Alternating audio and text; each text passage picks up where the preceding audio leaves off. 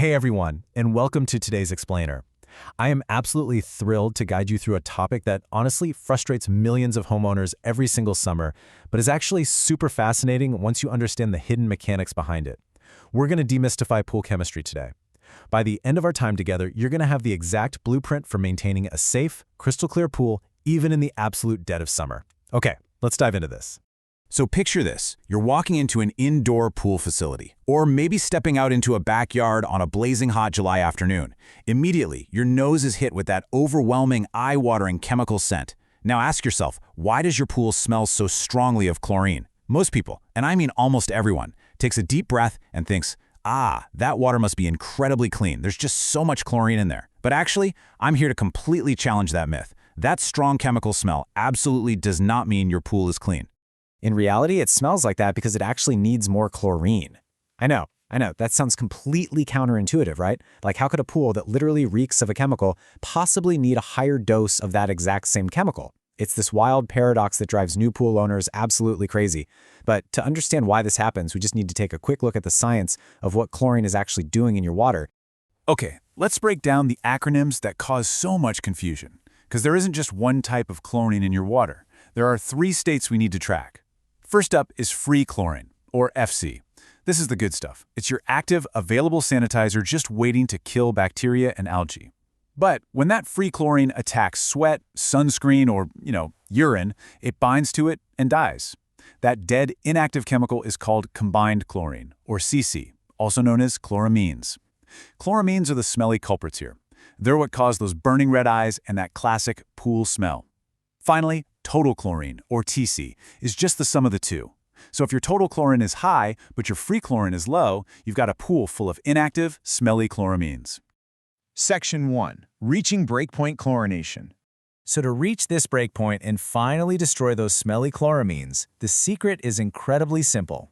10x. You need to add 10 times the amount of your tested combined chlorine level. Think of your pool like a giant glass of water. Until you pour enough in to actually make it overflow, those dead chloramines will just sit there. If your combined chlorine is sitting at 0.7 parts per million, you don't just add a quick splash of chlorine. No, you multiply 0.7 by 10, meaning you need to raise your pool's free chlorine level to a massive 7.0 parts per million just to hit that breakpoint. Let's walk through the exact steps to execute this flawlessly. Step 1, balance your pH to 7.2. If your pH is too high, the chlorine just won't be effective. Step 2, calculate that 10x dose we just talked about. Step 3, add unstabilized chlorine, like liquid chlorine or cal hypo. And step 4, let the pump circulate the water overnight. And this brilliantly illustrates why you absolutely must use unstabilized chlorine for this process. You see, stabilized chlorine contains cyanuric acid, or CYA. If you use massive amounts of stabilized tablets to hit your breakpoint, you are going to skyrocket your CYA levels and completely ruin your water balance. Unstabilized chlorine does the heavy lifting and then just burns off naturally. Section 2. The summer heat thief. Now that we've cleared the water, we face our biggest seasonal enemy. Just when you think you have your water perfectly balanced, the brutal summer weather steps in to constantly steal your hard-earned chlorine. Guys, this is staggering data. Intense ultraviolet light from the summer sun can destroy up to 90% of the chlorine in an uncovered, unstabilized pool in just 2 hours. Let that sink in for a second. You could perfectly balance your pool at 10 a.m., and by lunchtime, 90% of your active sanitizer has literally vanished into thin air. Without a stabilizer to act as basically sunscreen for your chlorine, the sun just cooks it right out of the water. And this leads us directly into the great debate: chlorine tablets versus liquid chlorine. Tablets, known as trichlor, contain that vital stabilizer we just mentioned, CYA. They are excellent for daily, routine maintenance because they dissolve slowly and are highly protected from those harsh UV rays. Liquid chlorine, on the other hand, contains zero stabilizer. It breaks down incredibly fast in the sun. However, it's the absolute perfect tool for shocking your pool after a heavy rainstorm or a sudden algae bloom, because it acts instantly without permanently raising your pool's CYA levels. Honestly, you really need both in your toolkit, you just have to use them at the right times. Section 3. Quantity versus effectiveness. Now, what's really interesting about this slide is It introduces a major revelation that most amateur pool owners completely miss. For decades, we've been taught to just test for ppm, or parts per million. But here's the catch.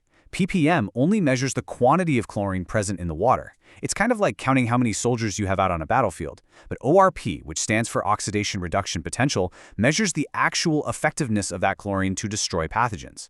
It measures whether your soldiers actually have any weapons. You can have a pool with a perfectly balanced quantity of 3 ppm chlorine, and the water can still turn into a swampy green mess if that chlorine has been rendered totally ineffective.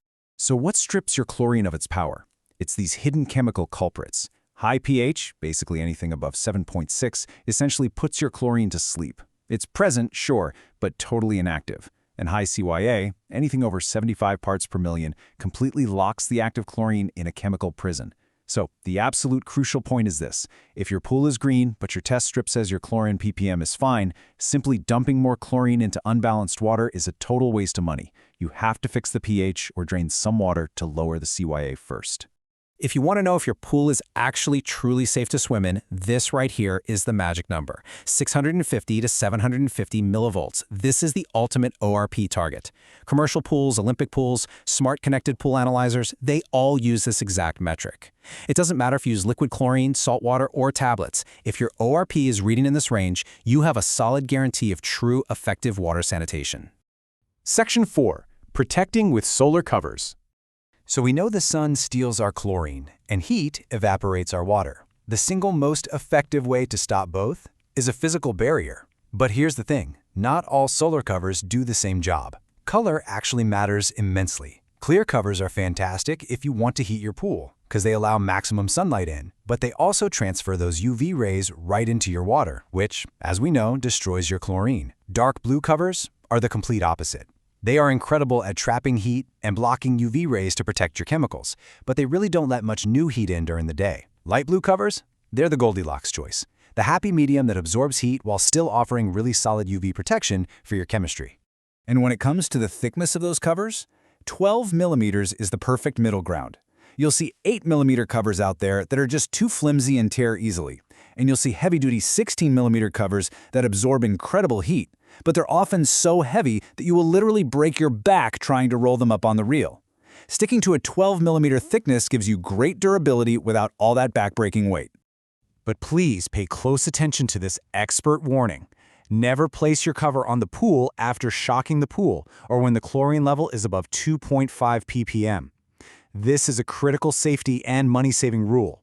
High chlorine levels and low pH will literally eat away at the plastic bubbles of your expensive solar cover, making it super brittle and destroying it from the inside out in just a few seasons. Always let the pool breathe after a chemical shock. All right, we've covered the science of smell, the 10x breakpoint rule, the brutal effects of the summer sun, and exactly why measuring effectiveness beats measuring quantity. Which leaves us with a final provocative question.